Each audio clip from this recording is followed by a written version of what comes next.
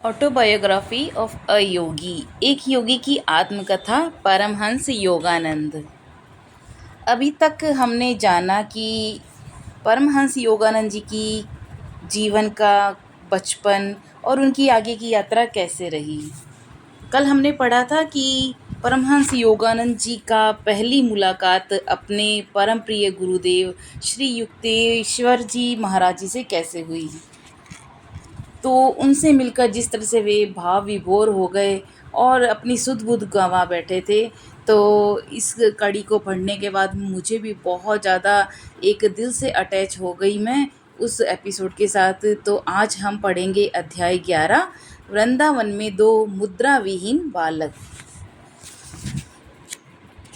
यदि पिताजी तुम्हें अपनी संपत्ति से वंचित कर दें तभी तुम्हारे साथ सही होगा मुकुंद। कितनी बेवकूफ़ी से तुम अपनी ज़िंदगी को फेंक रहे हो। अपने बड़े भाई के ये उपदेश मेरे कानों में गूंज रहे थे। जितेंद्र और मैं ट्रेन से अभी अभी धूल से सने हुए उतरकर अनंतदा के घर पहुँचे थे, जिनका हाल ही में कलकत्ता से आगरा स्थानांतरण हुआ था। मेरे भाई बंगाल नागपुर रेलवे में सुपरवाइजिंग अकाउंटेंट थे। अनंतदा, आपको भली भांति पता है मैं परम पिता से अपना उत्तराधिकार पाना चाहता हूँ। पहले पैसा ईश्वर बाद में आ सकते हैं। किसको पता है, जीवन काफ़ी लंबा हो सकता है। ईश्वर पहले, धन उसका दास है। किसको पता, जीवन बहुत छोटा भी हो सकता है। मुकुंद यानी परमहंस योगानंद जी ने जवाब दिया। मेरा जवाब केवल उनके प्रश्न का प्रत्युत्तर था और पूर्वाभास से उसका कोई संबंध नहीं था। अभी तक भविष्य में अनंत के लिए क्या है यह स्पष्ट नहीं था।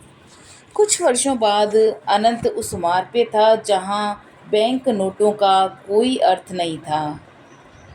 आश्रम से ज्ञान की प्राप्ति, ऐसा मेरा ख्याल है, लेकिन मैं देख रहा हूँ तुमने बनारस छोड़ दिया है।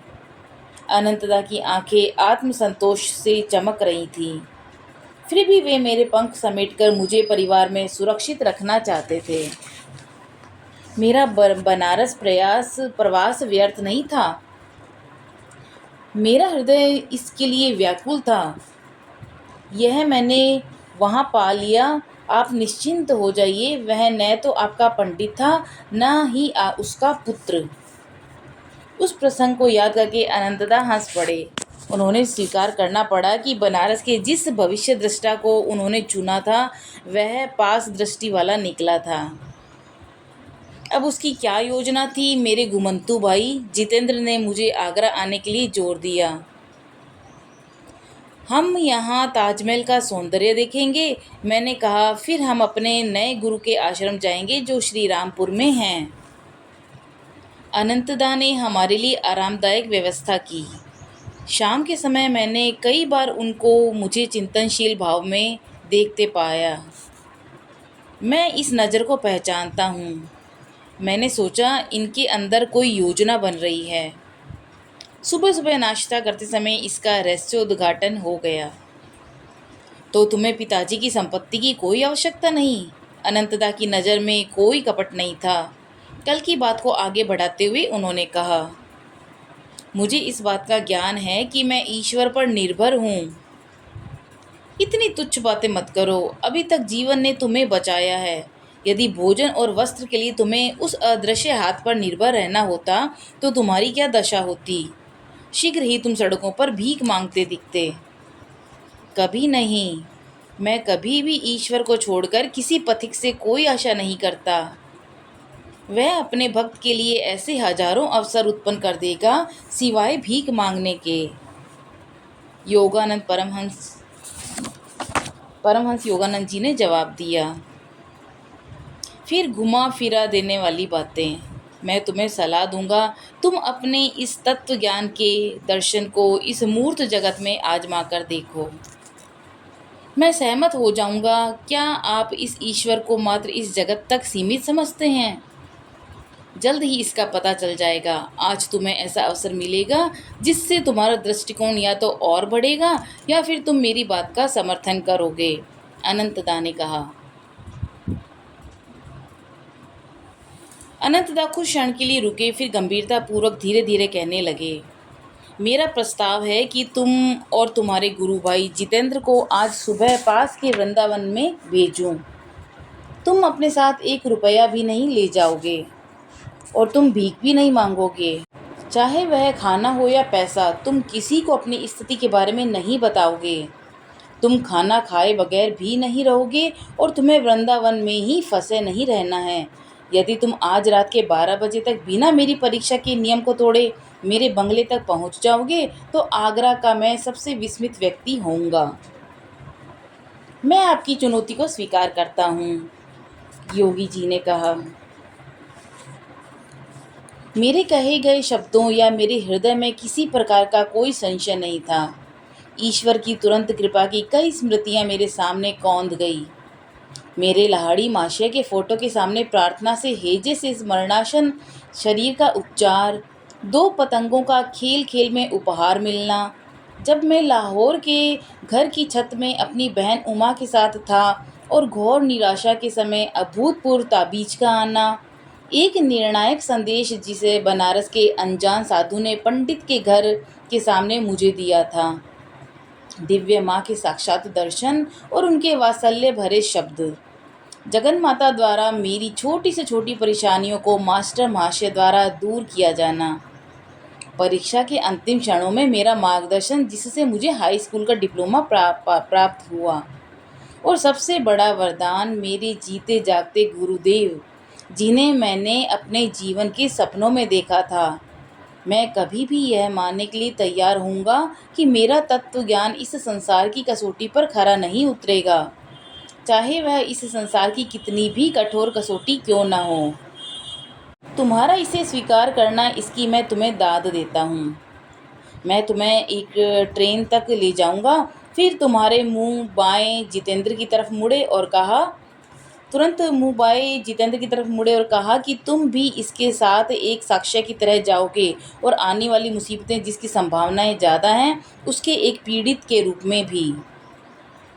आधा घंटे बाद मेरी और जितेंद्र के पास वृंदावन के एक तरफ का टिकट था।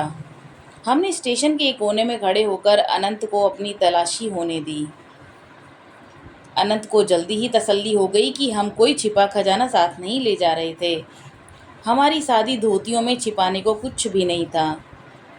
जिस विश्वास ने पैसे जैसे गंभीर क्षेत्र में प्रवेश किया, तब मेरे मित्र ने विरोध करते हुए कहा, अनंतदा, मुझे सुरक्षा के लिए 1 रुपये दे दीजिए ताकि मैं किसी विपदा के समय आपको टेलीग्राम भेज सकूं। जितेंद्र, मैंने उसे उल्लाहना देते हुए तीखे शब्दों में कहा, मैं परीक्षा में आगे नहीं बढ़ूंगा यदि तुम पैसे को एक अंतिम सुरक्षा की तरह ले जाओगे। रुपयों की आवाज़ में सुरक्षा की शक्ति निहित होती है। जितेंद्र ने इससे अधिक कुछ नहीं कहा। जब मैंने उसे कड़ी दृष्टि से देखा, मुकुंद, मैं निर्दयी नहीं हूँ। मुकुंद के स्वर में कोमलता की झलक थी। संभवतः उनका अंतःकरण उन्हें धिक्कार रहा था। 2 बालकों को अनजान शहर में भेजने के कारण या उनके धर्म के संशय के कारण। यदि किसी भी वजह से अथवा ईश्वर की कृपा से इस वृंदावन की परीक्षा में पास हो जाते हो तो मैं तुम्हें स्वयं को अपना शिष्य बनाने का निवेदन करूंगा। इन असाधारण परिस्थितियों में दिए गए उनके वचन में विसंगति थी। भारतीय परिवार में बड़ा भाई शायद ही अपने से छोटे के आगे झुकता है। वह पिता के बाद आदर और आज्ञा देने का अधिकार रखता है, लेकिन मेरे पास कहने का समय नहीं था क्योंकि ट्रेन की छूटने का समय हो गया था। जितेंद्र उदास होकर शांत बैठा था। ट्रेन मीलों दूर जा चुकी थी। अंत में वह हिला और मेरी ओर झांकते हुए उसने मुझे चुटकी काटते हुए कहा, हमारे अगले भोजन व्यवस्था के लिए मुझे नहीं लगता ईश्वर कुछ करने वाले हैं। शांत रहो शक्की थॉमस, ईश्वर हमारे साथ काम कर रहे हैं। क्या तुम उन्हें जल्दी करने के लिए कहोगे? मैं खाने के लिए ही सोचकर भूख से मरा जा रहा हूँ। मैंने बनारस ताजमहल के मकबरे को देखने के लिए छोड़ा था, अपने मकबरे में जाने के लिए नहीं। खुश हो जाओ जितेंद्र, क्या हम पवित्र वृंदावन के आश्चर्य भरे दर्शन के लिए नहीं जा रहे? मैं ये सोच खुशी में डूबा जा रहा हूँ कि हम भगवान कृष्ण द्वारा प्रज्वलित भूमि पर चलने जा रहे हैं। हमारे डिब्बे का दरवाज़ा खुला और दो व्यक्तियों ने उसमें प्रवेश किया। हमारा अगला स्टेशन अंतिम स्टेशन होगा। बच्चों, क्या वृंदावन में तुम्हारा कोई मित्र है? मेरे सामने बैठा व्यक्ति हमसे आश्चर्यजनक रुचि ले रहा था। इससे आपको क्या मतलब? मैंने बड़े रूखेपन से जवाब देते हुए अपना मुंह दूसरी तरफ फेर लिया। शायद तुम अपने परिवार को चितचोर यानी भगवान कृष्ण के सम्मोहन में छोड़कर भाग रहे हो। मैं स्वयं भी भक्ति के स्वभाव की प्रवृत्ति का हूँ और मैं यहाँ सकारात्मक कर्तव्य निभाऊंगा कि इस तपती गर्मी में आपको खाना और आश्रय मिले। नहीं महाशय, आप हमें अकेला छोड़ दें। आप बहुत दयालु हैं, लेकिन आपको बहुत गलतफहमी है कि हम घर से भागे हुए हैं। फिर आगे कोई बातचीत नहीं हुई। ट्रेन रुक गई। जैसे ही मैं और जितेंद्र प्लेटफॉर्म में उतरे, हमारे अनजान साथी ने अपना हाथ हमारे हाथों में डाल दिया और घोड़ा गाड़ी को रुकने का इशारा किया। हम एक भव्य आश्रम के सामने उतरे जो चारों तरफ से हरे भरे भाग से घिरा हुआ था। हमें यहाँ लाने वाले सज्जन पुरुष यहाँ से भली भांति परिचित थे।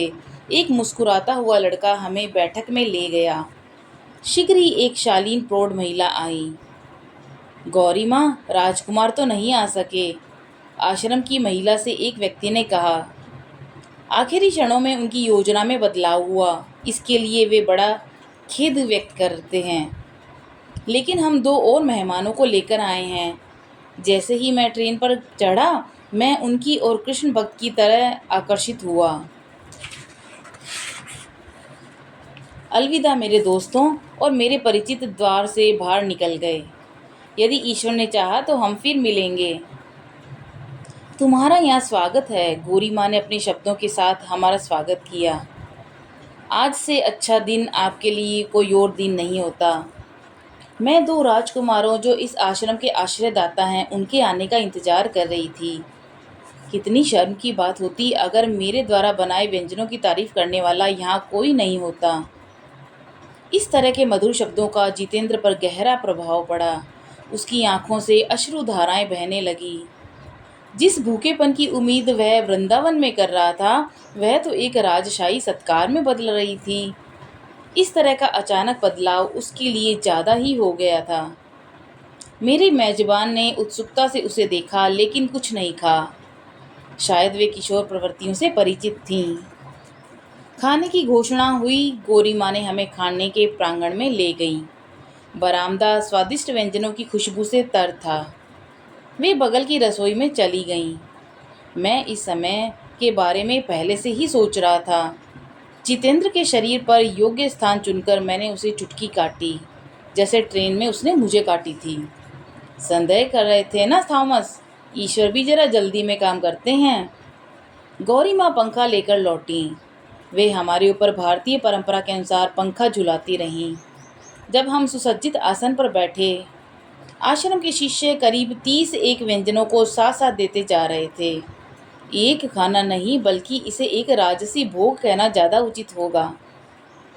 जब से हमने इस धरा पर जन्म लिया है, इससे स्वादिष्ट भोजन हमने कभी नहीं खाया था। आदरणीय माताजी, व्यंजन सचमुच राजकुमारों के योग्य है। आपके राजसी संरक्षकों को इससे ज़्यादा स्वादिष्ट क्या लगा जो यहाँ नहीं आए हैं? मैं इसकी कल्पना नहीं कर सकता। आपने हमें जीवन की अविस्मरणीय स्मृति दे दी है। अनंत की शर्त के अनुसार हम सौम्य महिला को यह नहीं बता सकते थे कि हमारा ऐसा कहने का दुगना महत्व है, लेकिन हमारे उद्गार सच्चे थे। हमने उनसे आशीर्वाद लेकर और फिर आने के निमंत्रण के साथ विदा ली। बाहर तपती धूप थी। आश्रम के द्वार पर मैंने और मेरे दोस्त ने एक विशाल कदम्ब के वृक्ष के नीचे शरण ली। तेज शब्दों का प्रहार हुआ। जितेंद्र फिर शंका से घिर गया था। तुमने आज मुझे अच्छी मुसीबत में फंसा दिया। हमारा ये भोजन तो एक संयोग मात्र था। अब हम इस शहर को बिना एक पैसे के कैसे देख सकते हैं? और अब तुम मुझे अनंत के घर कैसे ले जाओगे? चूंकि तुम्हारा पेट भरा हुआ है, तुम बहुत जल्दी भूल गए। मेरे शब्दों में तलखी नहीं, बल्कि दोषारोपण था। दिव्य कृपा को मनुष्य कितनी जल्दी भूल जाता है। ऐसा कोई व्यक्ति नहीं होगा जिसकी प्रार्थना कभी न कभी पूरी न हुई हो। मैंने जो भूल की है, तुम्हारे जैसे पागल का साथ दिया, इसे मैं कभी भूल नहीं सकूंगा। जितेंद्र, चुप हो जाओ।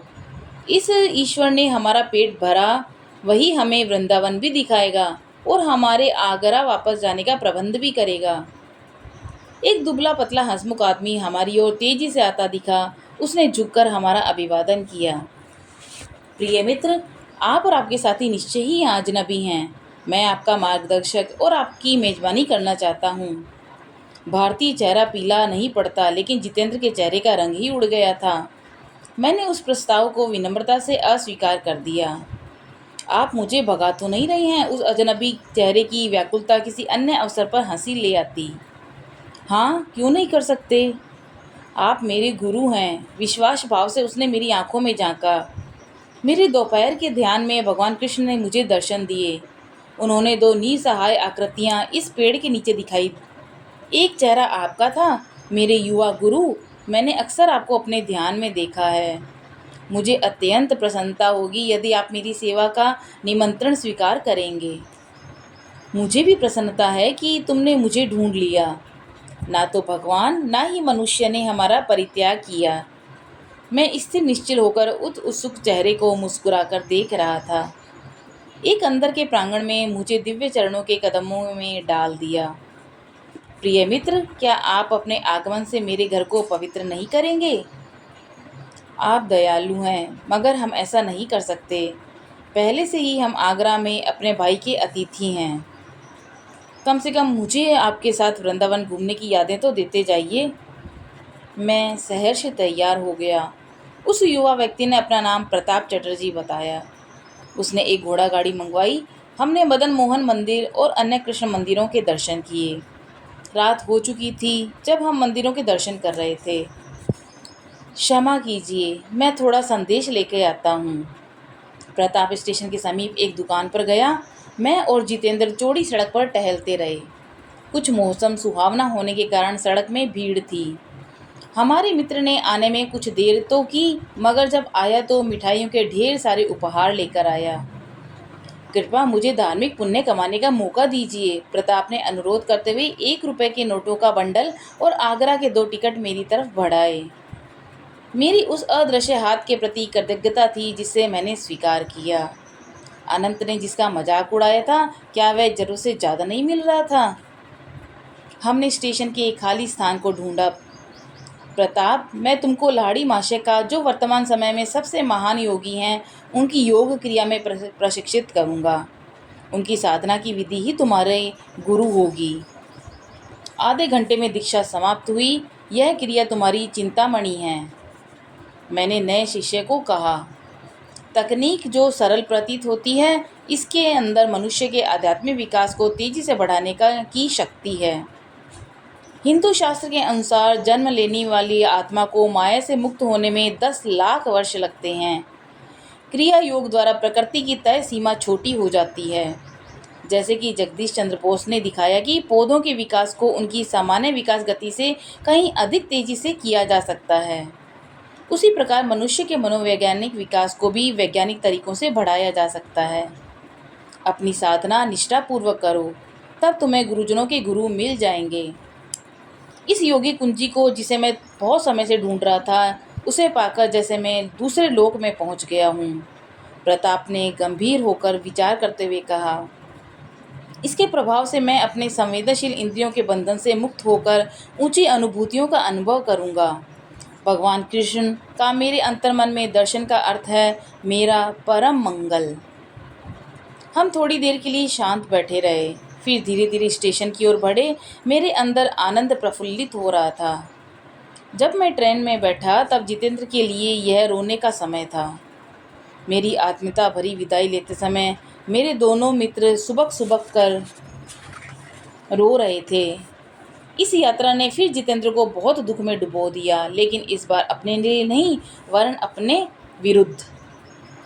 मेरा विश्वास कितना उथला है, मेरा हृदय पत्थर समान है।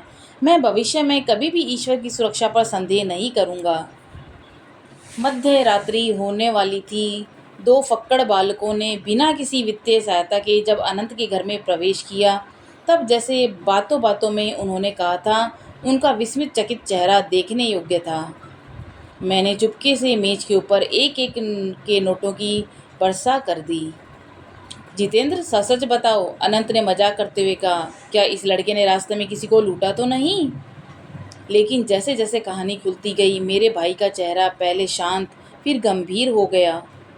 मांग और पूर्ति का नियम, जैसे मैंने सोचा था, उससे भी कहीं अधिक सूक्ष्म स्तर पर काम करता है। अनंत ने इतने अधिक आध्यात्मिक उत्साह से कहा, जिसे मैंने आज से पहले कभी नहीं देखा था। मुझे पहली बार समझ आ रहा था कि तिजोरी और सामान्य सांसारिक वस्तुओं के एकत्रित करने में तुम्हारी रुचि क्यों नहीं है। काफ़ी देर हो चुकी थी। मेरे भाई ने मुझे क्रिया योग में दीक्षा देने को कहा। गुरु मुकुंद को एक ही दिन में बिना ढूंढे 2 शिष्यों को दीक्षा देने का भार आ गया। अगले दिन का नाश्ता ऐसे मधुर और मिलनसार वातावरण में किया गया जिसको पहले दिन नहीं देखा गया था। तुम ताज देखने से वंचित नहीं रहोगे, मैंने जितेंद्र की तरफ मुस्कुराते हुए कहा। चलो श्री रामपुर जाने से पहले ताजमहल को देखते चलें। अनंत से विदा लेने के बाद जल्दी ही हम आगरा के गौरव ताजमहल पहुंच गए।